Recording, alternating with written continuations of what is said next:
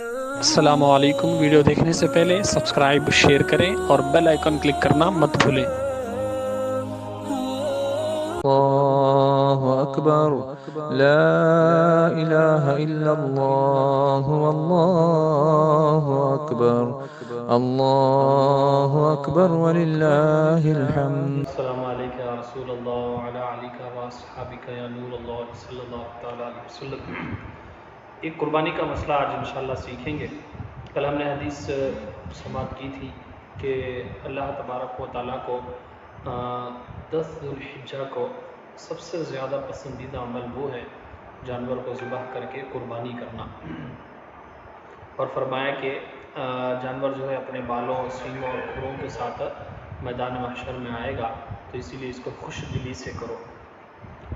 ایک مسئلہ سماعت فرمایا آج، قربانی کئی قسم کی ہے، 3 طرح کی قربانی ہوتی ہے، یہ اچھی طریقے سے یاد رکھو، 3 قسم کی قربانی ہوتی ہے۔ یہ ایک زاویے سے کہ کس پر واجب ہوتی ہے، اس زاویے سے اس کو ڈیوائڈ کیا گیا ہے 3 طرح کی، 3 ٹائپس آف سیکریفائسز۔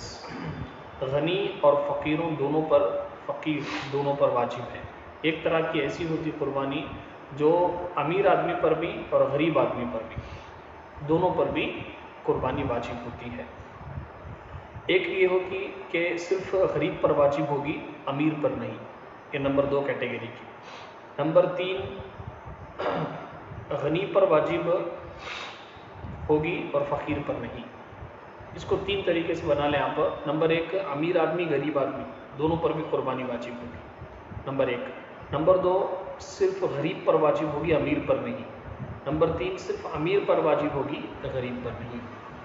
تو نمبر 1 جو دونوں پر قربانی واجب ہوگی، امیر پر بھی غریب پر بھی، اس کی صورت یہ ہے، دونوں پر واجب ہو، اس کی صورت یہ ہے کہ قربانی کی منت مانی، یہ کہہ کے کہ اللہ عز و جل کے لیے مجھ پر بکری یا گائے کی قربانی کرنا ہے، یا اس بکری یا گائے کو قربانی کرنا ہے۔ تو اگر منت مانی ہے امیر نے بھی غریب نے بھی،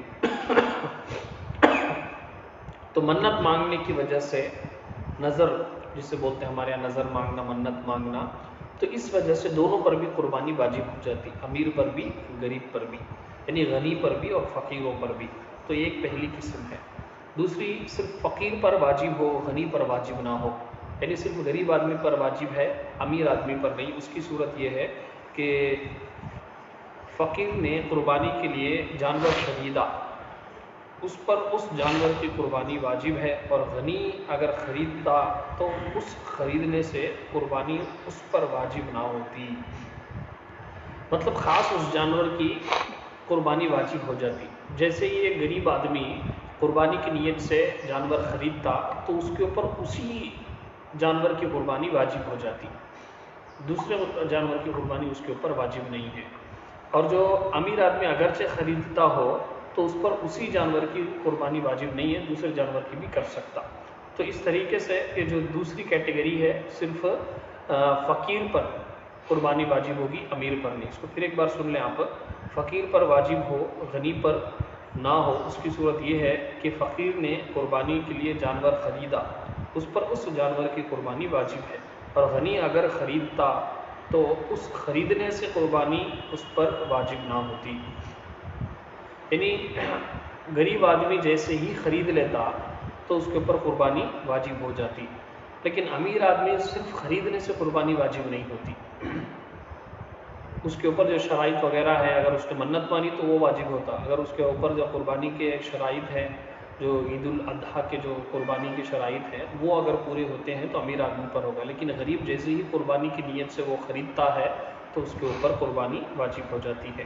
آخر میں یہ کہ غنی پر واجب ہو، فقیر پر نہیں، یعنی صرف امیر لوگوں پر واجب ہو، غریب پر نہیں، تو وہ اس کی صورت یہ ہے کہ قربانی کا وجوب نہ خریدنے سے ہو، نہ منت ماننے سے، بلکہ خدا نے جو اسے زندہ رکھا ہے اس شکریہ میں، اور حضرت ابراہیم علیہ السلام کی سنت کے احیاء میں، یعنی زندہ کرنے میں جو قربانی واجب ہے وہ صرف غنی پر ہے۔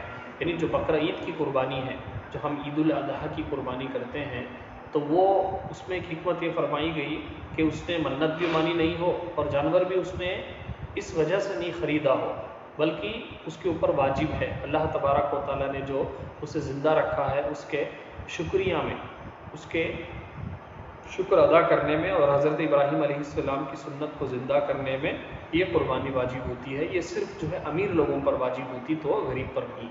تو جو رمضان میں ہم قربانی کرتے ہیں، بقرہ عید میں جو ہم قربانی کرتے ہیں، تو یہ صرف غنی پر واجب ہوتی ہے، یعنی پیسے والوں پر۔ اور اس کی ایک غنی کتنا وہ امیر ہو تو اس کے پاس 52.5 تولہ چاندی یا اس کی قیمت یا اتنے پیسے یا اتنا سونا یا اتنا ایسا ضرورت سے سامان، ضرورت سے زیادہ سامان اگر اس کے پاس ہے جس کی قیمت 52.5 تولہ چاندی کے ریٹ کے برابر ہے تو اس کو غنی کہتے ہیں، تو اس کے اوپر یہ قربانی واجب ہوتی ہے۔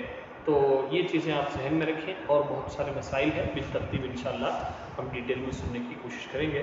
اللہ تبارک و تعالی ہم سب کو کہنے سننے سے زیادہ عمل کی توفیق عطا فرمائے۔ مالک کریم کہنے میں سننے میں بھی کچھ غلطیاں ہوئی تو اپنے محبوب کے صدقے میں معاف فرما اور اس کی اصلاح کی توفیق عطا فرما۔ استغفر اللہ ربی من کل ذنب و اتوب الیہ وما علینا الا البلاغ المبین۔